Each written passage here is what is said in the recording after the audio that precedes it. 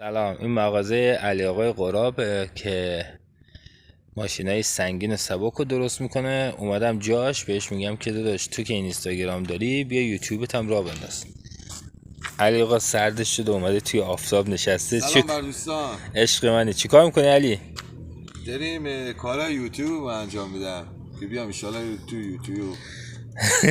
آره اگه خدا بخیر. دمت گرم. صبح روز پنجشنبه هم هست. آرزو موفقیت میکنم واسهتون. انشالله که همیشه پیروز باشین. ما هم در خدمت هستیم دیگه با این کارهای خوب و قشنگ دیگه ترمیم سپر میکنیم. ترمیم سینوفهم، شفاف سازی چراغ، تعویض تلق چراغ، واکس و پالش، در آوردن میشکن. اگه بخواد تا صبح میتونه آره توضیح من بده. میتونم صحبت کنم. تا صبح توضیح میده. اومدم یوتیوب رو براش راه بندازم، بهش یه کوچولو یاد بدم، خودش بره تحقیق کنه، کاراش انجام بده که اونم به درآمد دلاری برسه.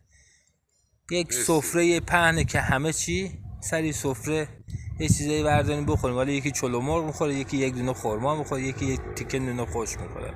دیگه بستگی داره به تو. دمت گرم. شاد باشین. پاکا پاکا.